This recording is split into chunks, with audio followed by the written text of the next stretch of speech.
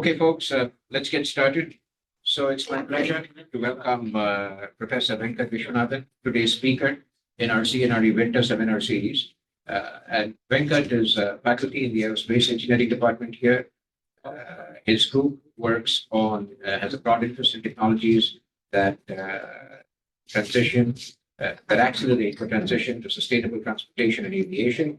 And he's well known for his work. His awards include the MIT Technology Review Innovator Award under 735, the ONR Young Investigator Award, the NSF Career Award, and the American Chemical Society Energy Storage Lectureship. So I'm really looking forward to his talk to us today on batteries for electrical aviation and shipping. So thank you, Venkat, for taking the time to speak to us today. Thank you. Okay, thanks, Mahesh, for the intro. I added shipping because I'm actually part of a program that is trying to do three ambitious things: planes, trains, and ships. So I've now started to learn a little bit about shipping. So I'll tell you a little bit about sort of the work we are doing. And so a large portion of I was a faculty member at Carnegie Mellon for many years, and then I moved here to the aero department. I was in a mechanical department there. And one of the sort of main reasons for that was this perspective that we wrote that sort of led a sort of journey around very high specific energy batteries. So what I have here is what I have here is a chart. So on the y-axis is the payload fraction, and the x-axis is the range of different aircraft. And the Y lines here, constant specific energy lines. So if you have a battery of a certain specific energy, so energy per weight, and unfortunately, the battery people use this unit, which is watt-hour per kilogram. So if you think in joules, right? So there's a 3600 factor there.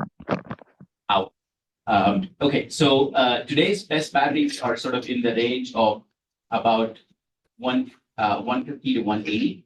And so what that enables is aircrafts that can go off the order of, between 100 to 200 miles, right? So that's basically Joby's S4 aircraft, Beta Alia, which is a conventional takeoff and landing aircraft, and so on. The Pipistrel Alpha Electro was the first certified, is actually the only certified electric aircraft today, which is used as a trainer for pilot training. And then you have a large number of dots here, which are all fuel-based. And the assumption here is if I decided to make it electric, what would be the specific energy needed to be able to convert that fuel-powered aircraft today into electric? So the number of things change, right? So for fuel, right, what you need to care about is not the fuel energy density or fuel-specific energy, but the delivered specific energy, right, which of course accounts for the gas turbine efficiency. And here you have battery efficiency, which is sort of close to 95, 98%. So you have that sort of difference. And so what we proposed in this perspective was that if you had, if you sort of think about what is the opportunity space, if you took something like, a 737 MAX 8, at that point, this was probably fine. I should probably update this chart to A320 because 737 no longer is kosher to talk about. But basically, what we outlined is if you took a 737 MAX 8, the median trip of a 737 is about 900 nautical miles. Right? It's designed for about 4,000 nautical miles because you want the same flight, you want the same aircraft to be able to do Detroit to DC, but then also do DC to like California. So the overall trip distribution is actually heavily skewed to under 1,000 nautical miles, but the overall aircraft size sort of very different. So we identified this opportunity space of if you could enable batteries with 1,000 watt-hour per kilogram, that would fundamentally change the landscape. And so you write these things with the hope that something will happen, and actually a lot of things happen from here. And ARPA-E used this paper to launch a program called Propel 1K, which the way they sort of frame the problem is if you had 1,000 watt-hour per kilogram battery system, right, you could address about a third of the global aircraft departures and a third of the fuel consumption, and then about 60 to 70%, 2/3 of the aircraft departures. And of course, why is this skew? Because obviously all the fuel consumption is heavy-tailed around the larger trips because those end up consuming a large portion of the fuel. So this is sort of the landscape for this program. So this was sort of our contribution here. It actually turns out that they use the same analysis to try and make a case for shipping. Shipping, the problem is sort of slightly different. For aircraft, you have weight is sort of the dominant effect. Here, in addition to weight, there's obviously the volumetric energy density in terms of how much effective TEUs, so which is basically how many of these 20-foot containers that you can accommodate. And so what ends up happening is there's a lot of sort of detailed analysis, but the core insight is the following. If you have trips that are short, same thing as electric, if you have trips that are short, the electrical power efficiency, the electrical fuel delivered energy efficiency, the same thing that you get actually in electric vehicles also, right, is that the fuel cost delivered, which is cents of electricity times the effective delivered kilowatt hour per mile, gives you an operating benefit in terms of how much fuel cost you have between that and heavy fuel oil. And so what ends up happening is there is this distance limit less than 1,000 nautical miles, where for shipping it actually makes economic sense to go electric. And of course, there's a number of folks that are attempting this. Then of course, one of the sensitive parameters is input material cost for those batteries, which of course today there's a lot of variability here. So the same technology that enables a very light battery often gives you also a very volumetrically efficient battery, because the density of the overall battery is usually sort of pretty similar. And so if you make a lighter battery, you also make usually a smaller battery. And so the value proposition is very, very similar here, and then is a similar counterpart for trains, which also ends up getting a very similar effect. Okay, so what I'm actually going to focus on is, clearly these are like longer term projects. So I'm going to tell you sort of a journey of about a decade of journey where we've invented a new battery. We've through some we've actually invented a new mechanism of how to stabilize that battery. And then we have taken that, scaled that, and then are on our way to demonstrating that in one of these electric aircraft. So I'm going to sort of talk you through that. So the opportunity space, as I showed in the first chart, is things that are 200 or 200 nautical miles or lower for all electric. And so there's a lot of opportunity in sort of two spaces, which now sort of is clubbed as AAM, which is advanced air mobility. And the two subclasses are urban air mobility and then regional air mobility. Urban is expecting trips that are sort of like Manhattan to JFK, or Newark to Manhattan, or O'Hare to downtown. And then regional air mobility, you can think of as maybe Detroit to Traverse City, things of trip distances of that nature. So I'm going to tell you a little bit about how going electric changes the landscape, and there's a tight coupling between the kinds of things that maybe I think Keem might have talked about some of these aspects in his talk around the kinds of things around the propulsion architecture and the nature of distributed propulsion and how that connects to energy and power requirements. And then, of course, from a battery perspective, that is very critical in terms of the energy and the power that it has to deliver. So I'm going to talk you through a few things. So actually, this used to be a cool video, but now you can actually see it all the time. So this was actually the very first public flight that was done by Archer, which is one of the three main eVTOL companies. And I like to ask one trivia question. Where do you think the sound is coming? Propellers. The rotors. From the propellers, yes, from the propellers of whose propellers?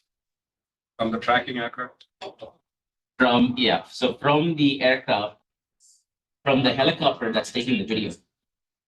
Okay, so the actual flight here, right, is about, 60 to 70 decibels. And then, it landed fine. So, but now it's sort of routine. At that time, it was an exciting video. Okay, so why does that happen, and like how that connects intimately to going electric, and how that then decides those sort of constraints around battery requirements. So the core idea actually comes from a very simple concept, right, which is basically what is the cube squared law. So I'm going to just talk you through a very simple concept. So assume you have one propulsor versus multiple propulsors. Okay. So the weight of the system, right, to first order, right, scales with the diameter cubed. So density times volume. Okay. And then if you had n of them, which is distributed, you get n times d cubed, and the thrust is basically the area, right? So that goes as d squared. And then if you have n of them, right, you have n times d squared.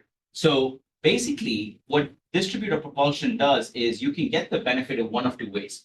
If you want the same thrust, then you end up getting that the propulsor is way less, but that's actually not the benefit that you usually take because you already have budgeted the weight for the propulsor. So the way you usually take the benefit is because of that, you can now enable, right, much smaller. And then of course, the dominant part of the noise is the tip speed. So you bring down the tip Mach number. So the tip Mach number for sort of Joby aircraft is around 0.4 to 0.5 compared to helicopters, right, which is sort of in the 0.7 to 0.8 range. Okay. It actually turns out that this gives you sort of, three or four benefits at once. And the reason you're able to do this, so this is actually not a new concept. It doesn't matter if this is electric or not, right? The distributed propulsion should work whether it is gas turbines or whether it's electric. The beauty with electric is that electric propulsion is scale invariant, largely. What does that mean? That means that if I take a small motor, so what is the electric powertrain? Electric powertrain is electric motor, power electronics, and battery modules. So those are the three elements of electric powertrain. So when you want to do distributed propulsion, usually what you have is you have a propulsor that is usually driven by its motor. And then there's power electronics. Sometimes it could be integrated, but usually there's an accompanying power electronics for each pulsar. And then those then get power from some number of battery modules. It need not be one for one, but it's sort of few for one. And so the reason this doesn't really work for gas turbines is the efficiency plummets a lot when you go from large gas turbines to small gas turbines. But in here, it actually turns out that all three components are, to first order, largely scale invariant.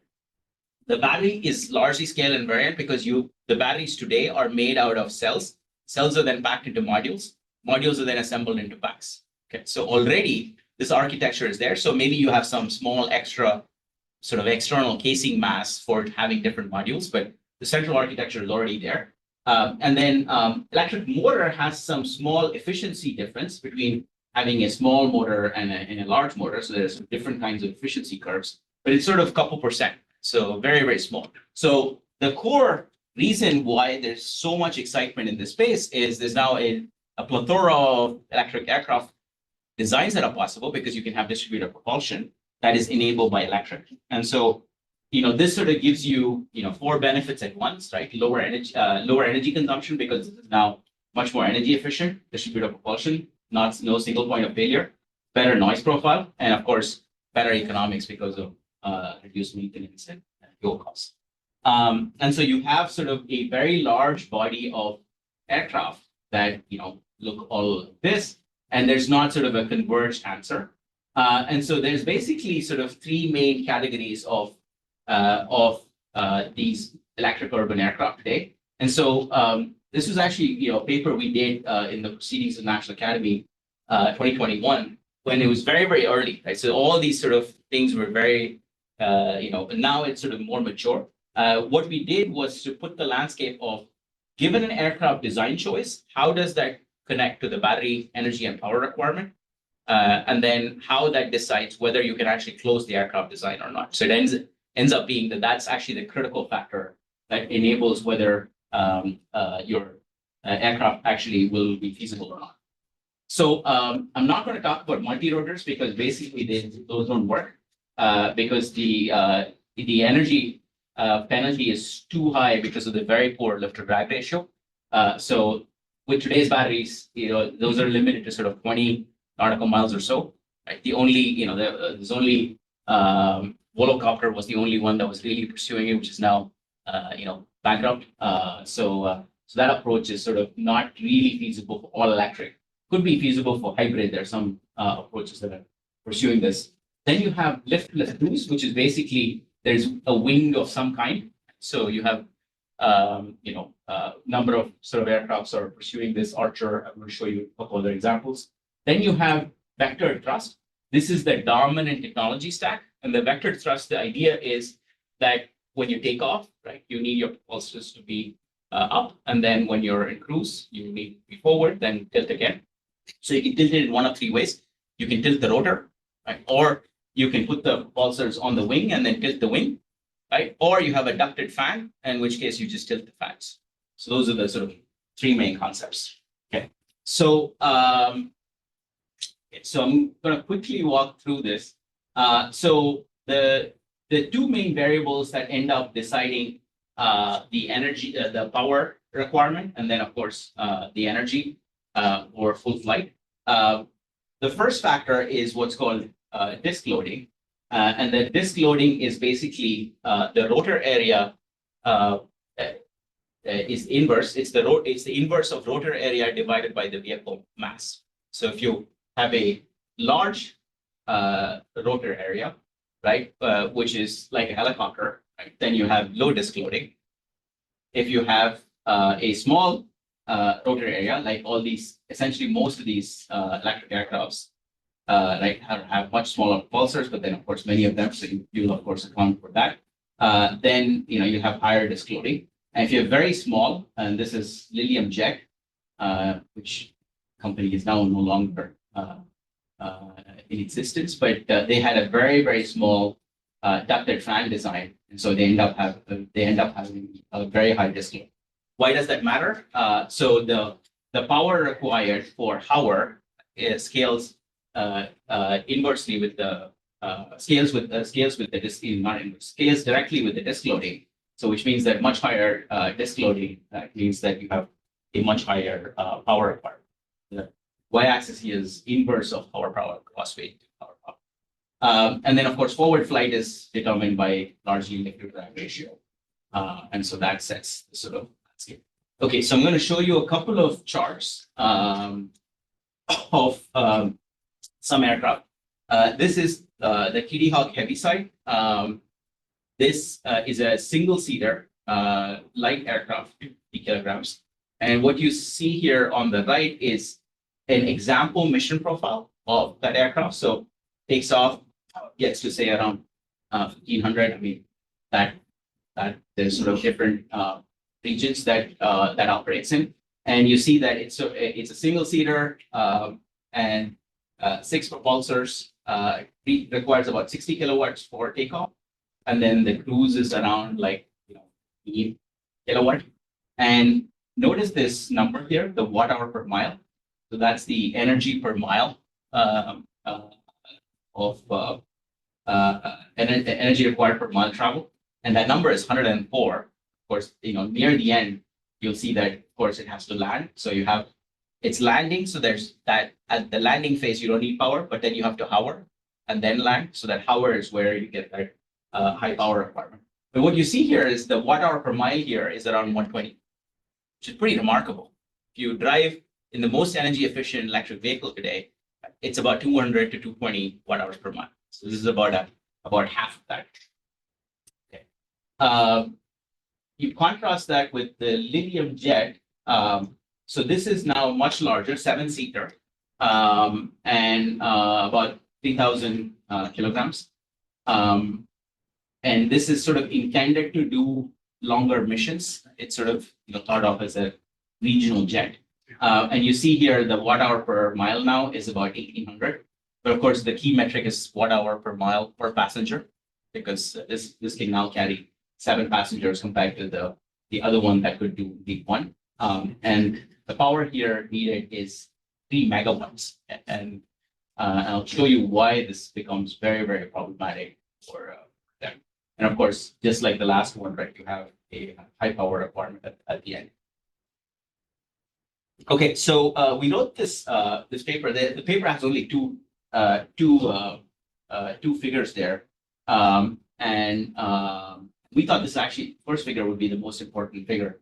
Everyone else thought. Everyone else ended up liking the second figure the most. The point of this figure is to show that what would it mean if you compared electric vertical takeoff and landing aircraft to various kinds of other modes of transport. So if you took an EV, right, that's sort of in this 200 range at single passenger, and then between 250, and then EV expected is the average occupancy of in a car, which is around 1.5. So this is the estimate for 1.5. And then what you see here is nearly all electric aircraft at full occupancy, right, are very energy efficient. So they're all almost at the same energy level of conventional EVs. And of course, if you compare it to the internal combustion engine, right, so you have like a factor of five benefit. Okay. So the second chart in this paper was a landscape of what is the fact-specific energy and the specific power required for this aircraft to close. So what does that mean? That means that x-axis is basically determined by the range that they have. So the longer the range, right, the higher the specific energy needed. And then the y-axis is largely determined by the disk loading.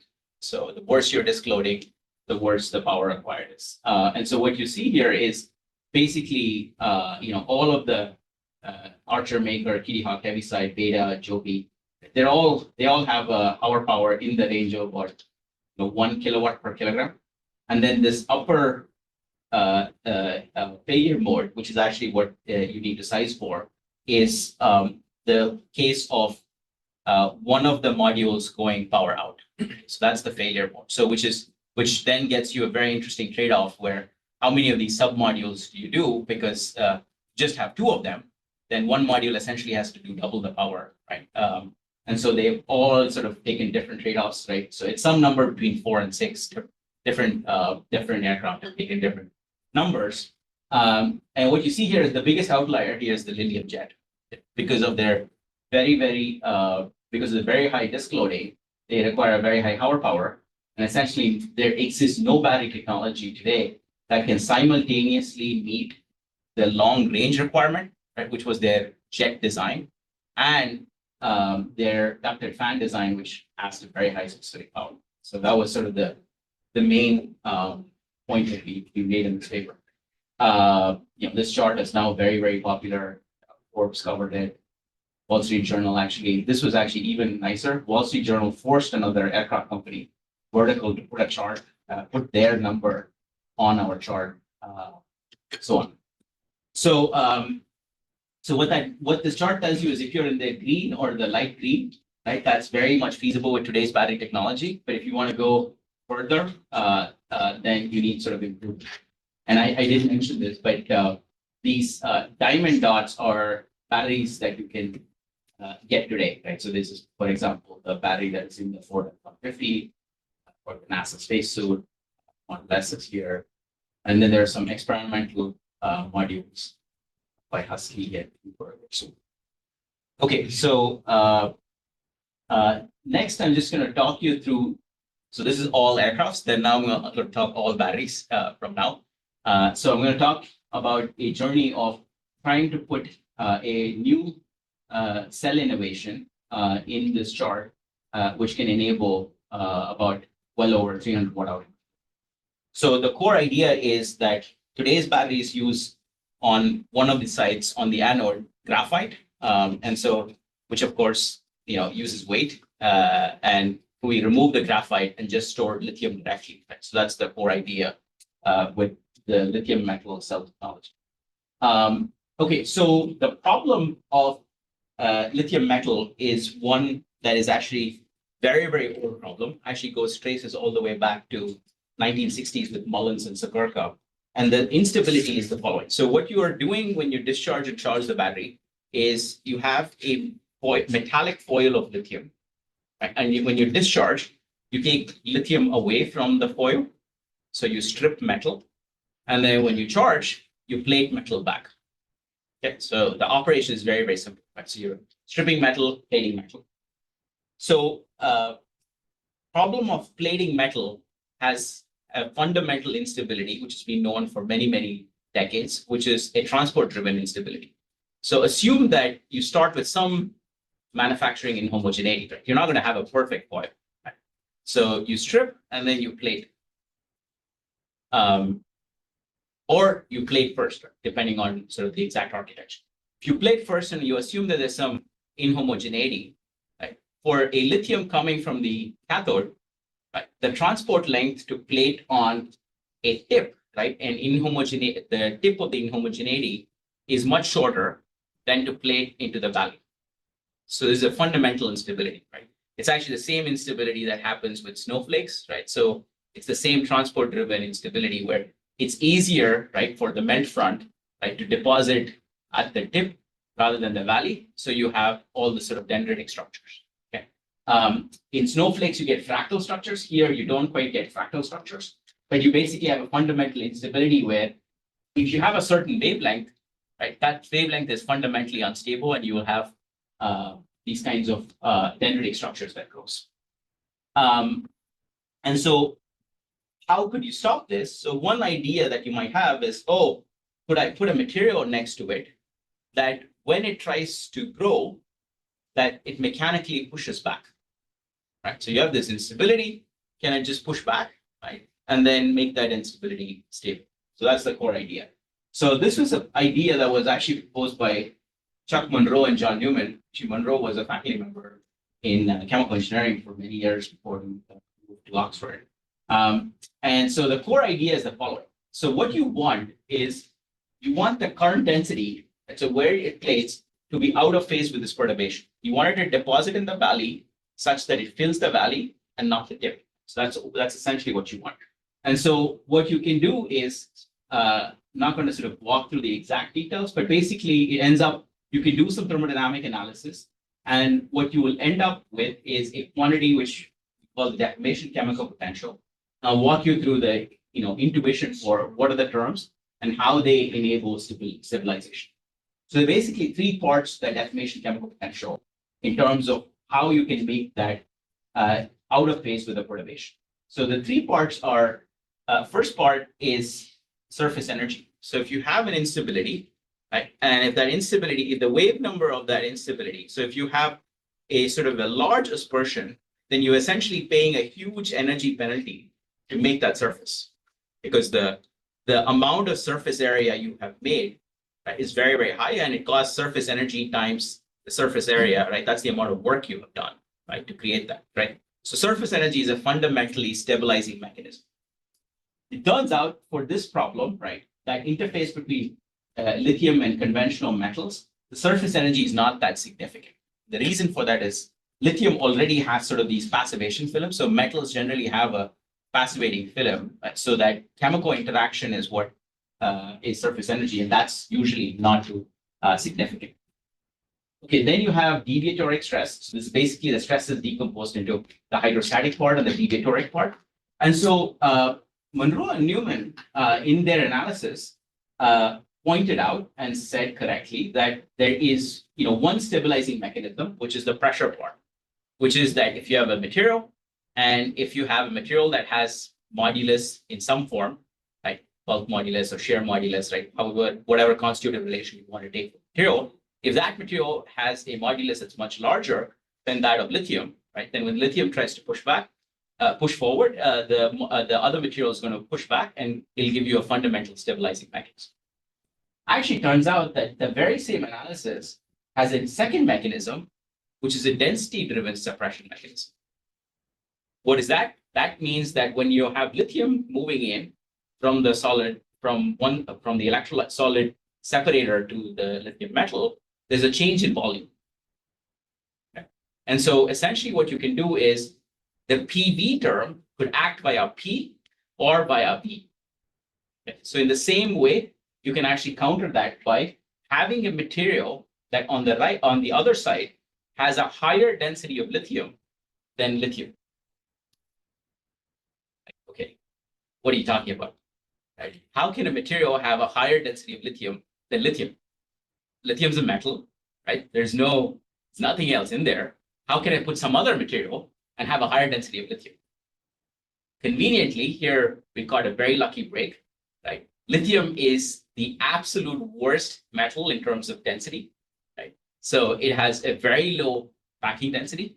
And so actually it turns out that you can find lots of materials that have a much higher density than lithium. So any ceramic actually ends up having much higher density of lithium. So we actually produced this phase map in this paper in PRL. And what we showed is this is Monroe's region, right, which is basically two key factors.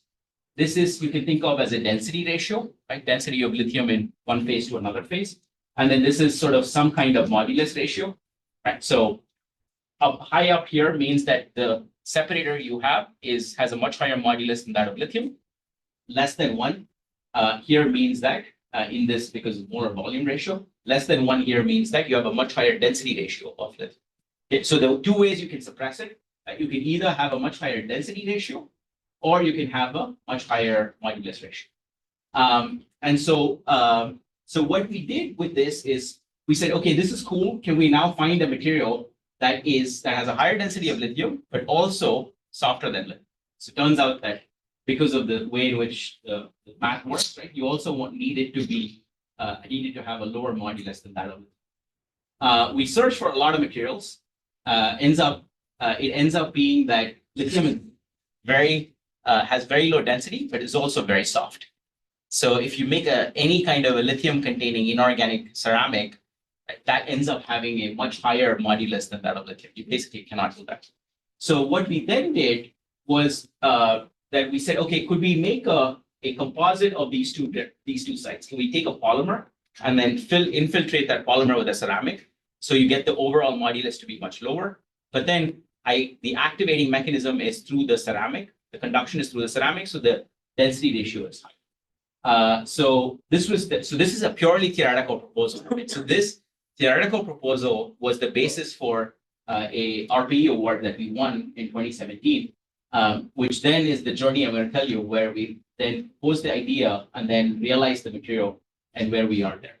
So about 3 years later, Brett Helms' group made this material.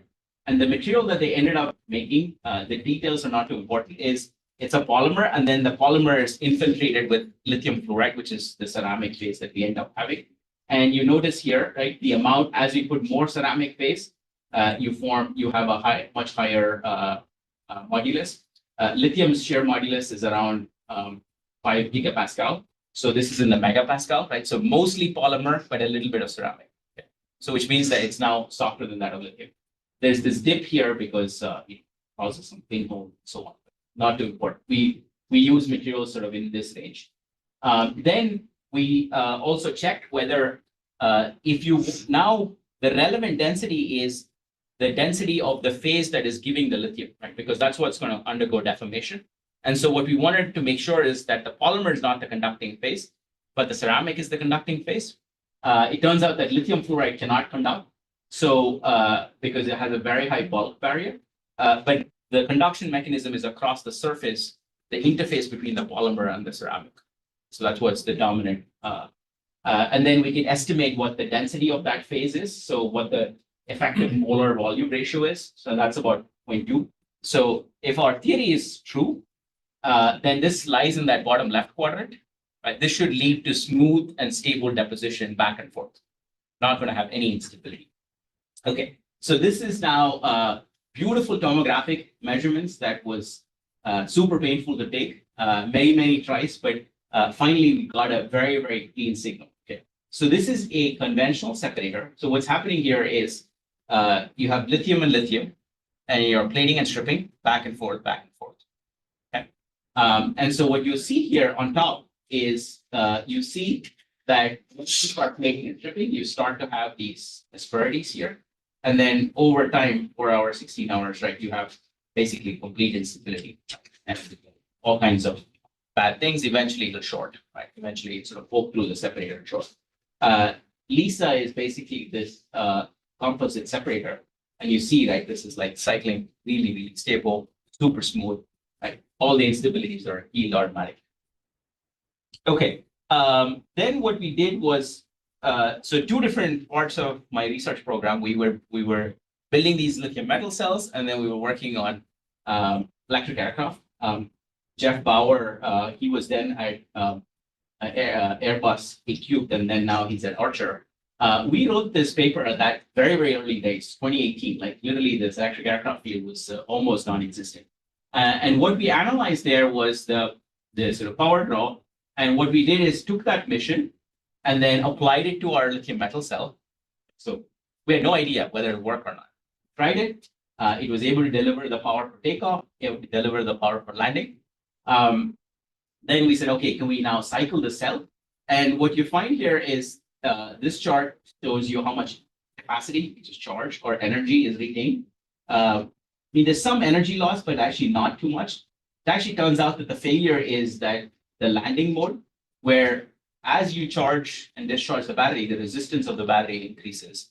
And then eventually you're not able to deliver the landing power. So this is actually the dominant failure mode of our cells. And so in this paper, we actually pointed out that that in electric vehicles, the failure mode is capacity fade, which is you run out of energy. So your range comes down. But in electric aircraft, actually power fade is the dominant failure mechanism. This was actually foundational. And this is now widely accepted in the community. And this is actually the failure mode that everyone tests for.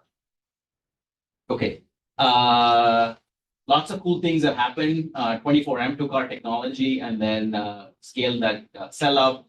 Then my former student, Shashank, started a company called Aero, which then took those cells and then put them in modules. So I'll show you sort of a quick snippet of that journey. So we now have a commercial modular pilot line that's producing megawatt hour of cells. They have lots of aircraft profiles from customers. They apply those aircraft profiles, test those cells. This is now long-term cycling data. And so lots of exciting things are happening here. Even here, this is now, those were 50 cycles now. We're up to 350. We're actually latest data is around 600 cycles. So these are getting to sort of very commercial, usable range. This is a cool piece of result where we take it to end of life, and then it turns out that the main failure mode is that the electrolyte has lost conductivity. So it's actually the resistance of the cell. So we opened it up and then refilled with a new electrolyte. You actually can recover back and so this is, we call it Frankensteining the cell, like bringing the cell back from death. So you can actually, it's like cats, like has 9 lives. So you can like keep doing about 10 times and like it'll still be fine. Okay. How much time do I have? There's one more vignette if I have time. Otherwise I can stop. Okay. All right. There's one more vignette I want to show, which is that I sort of cheated a little bit in that I showed this picture, which assumes that these two solids are in contact. If you have two solids, right, the two solids are rarely in contact unless there's some chemical adhesion, and like this is not chemically adhesed. So I sort of did something that I didn't say, which is that all of these systems end up requiring a stack pressure. And the stack pressure is what keeps the layers together. So as long as you have contact, all of the things I talked about sort of work. If you don't have contact, then it doesn't work, which means that you have a problem that has the stack pressure requirement. And the way you see it is if you take away the stack pressure, right, your resistance like rises a lot. Or inversely, if you apply extra stack pressure, then you stabilize this. And so it's jumping. Okay. All right, so this is an amazing collaboration. So I led a DARPA program called MINT. And the idea of that program is to try and do all of the things we did without stack pressure. Zero external stack pressure. So we can't apply any stack pressure. And why? Because if you want to carry, if you have a soldier that wants to carry a small battery, if you have a stack pressure fixture, like the energy density benefit of all this goes away, because if you have that fixture, the fixture loses weight. So the whole idea of this program was that could we learn from biology, specifically the theory of morphogenesis. So I'll just talk about this a little bit. So morphogenesis is the idea, actually was proposed by Alan Turing, right? It has two parts, morph and genesis. Right? So morph is basically the morphology, so shape, and then genesis is basically the evolution or growth, right? And so what you have here, when I have a lithium metal, is I am growing, I'm removing, growing, and I'm removing, right? So I have a morphogenesis problem. Right? And so roughly stated, can we learn from how lots of biological systems actually grow pretty flat? So conveniently, Mahadevan, Maha as he goes by, he's an applied mathematician at Harvard, and he had just then been studying tobacco leaves. And tobacco leaves, if you've seen them, right, they're very, very flat. I don't know if you ever go, I'm not sure, that's your favorite pastime, right? Going and seeing tobacco plantation. But like the leaves are like ginormous, right?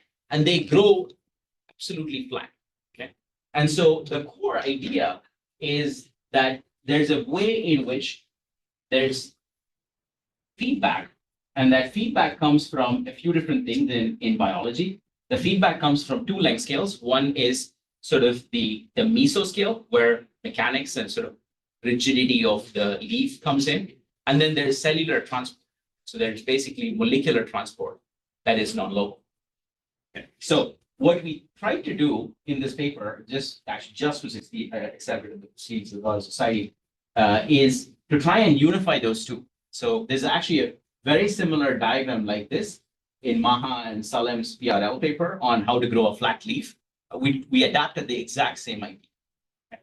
And so what the core idea is, could we now have a surface layer, which we call MINT, that gives sort of the function that biology does automatically, right, of signal transport and feedback. And so what we, okay. So the sort of details are not too important, but I just want to walk you through what are the parameters in the problem and what are the length scales and the time scales. So what you have is you have growth that's happening, right, which is basically plating and stripping, and then surface diffusion, right, which basically flattens out the surface. Then you have mechanics that's playing a role, which is your force balance at that interface, right? Force balance is surface tension plus normal pressures, which sort of decides the shape of this MINT. MINT is basically this additional layer that we are putting that is going to give this stability. Okay. Then, of course, you have energy balance, which is, could have diffusion, you might have some Joule heating locally, you have Newtonian cooling or temperature change. And the last part is the key part, which is we incorporate feedback. Right? There's basically a mechanical and electrochemical feedback that if you have an aspersion, right, there's a way in which mechanically it responds, right? You can think of this as if you had a film, right, then there's, bending rigidity. And so you have to bend that film. So there's mechanical feedback. It could be electrochemical feedback in hot spots. And so what ends up happening is you get a very similar phase diagram as we had done, right? So we had done lots of different stabilizing mechanism in the original. This is a slightly different version of that same stability chart. What I show here is the wave number. And so short wave numbers, long wave numbers are basically inverse length, right? So what you have is when you are negative, right, then that mode is fundamentally stabilized. So long wave numbers, right, which end up having a lot of surface tension or surface energy to make that surface, right, those are stabilized. But then the short wave number, right? So which means sort of these long wavelength instabilities cannot be suppressed. They cannot be suppressed with local feedback because basically you end up having no way to suppress these sort of very long wave modes because all the other sort of effects is small. The core insight from that biological work is the way biology regulates is not local, which is that if you have a wound here, right, biology actually regulates by sending chemicals, right, from somewhere far away, right, to regulate feedback. That's non-local feedback. Right? So signal transport, right? So non-local feedback is actually the way. That's the chart on the right from Salem and Maha's paper on tobacco leaves. And what you see here is the normalized area, right? So how much it's sort of flat would be sort of nearly perfect, and then non-local feedback is almost flat. And then if you're just local feedback, right, you'll have lots and lots of you will no longer grow a very, very flat leaf. And what we show here is you need actually long-range feedback if you have to make a battery that is stable at that interface without stack pressure. Okay. Now, unfortunately, I don't yet have a material that can realize that. Nearly everything we have tried, and there are 3 other performers in the program. Actually, funny enough, there are 3 other, so three teams, all of which have different faculty, all competing against each other. No one has succeeded in like trying to make this without stack pressure because it's very, very hard problem because it's fundamentally unstable to be able to realize this. Okay, I think that's all I have. So happy to take questions. Thank you so much. Really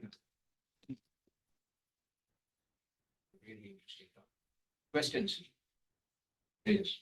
When you Frankenstein the cells and revive them by resupplying them with electrolytes, you get the same lifespan for every single time you Okay, revive it? fantastic question. Okay, so you don't, and that's why I said like it's like cat, like 9 lives. So what ends up happening is I can overlay, right? So I do this Frankenstein back, so I can then take that and then overlay here, and it sort of starts to lose. And so I lose effectively, about a few percent. So that sort of 9 lives that I said, that's sort of the number of times before it's below this 80% cutoff to be able to sort of recover it back.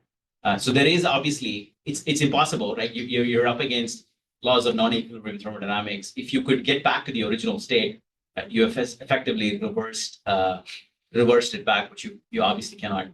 So that's what we observe. Sorry, go ahead. So does the lithium infused polymer in the lithium metal battery, does that enhance or inhibit flammability of a regular lithium ion? How does it compare? Yeah. The question is for this polymer ceramic composite that we have, does that in any way change the flammability of the system?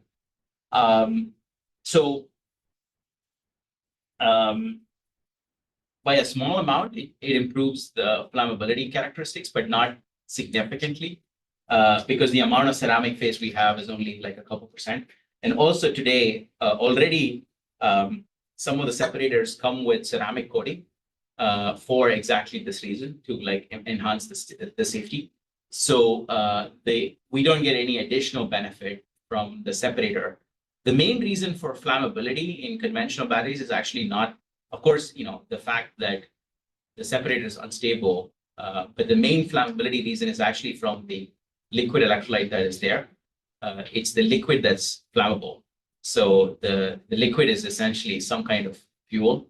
And so then when you have failure and there's thermal energy, right, it's essentially the burning of that liquid fuel that's in the system that's really flammable. So the liquid electrolyte is the flammable part, not necessarily the separator. The separator can, of course, take up some of that energy and absorb that heat, but the fundamental failure mode is somewhere else.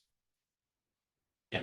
So how does operating in a very extreme environmental conditions, like say gusty, windy conditions, affect the performance of the Gusty winds? Yeah. So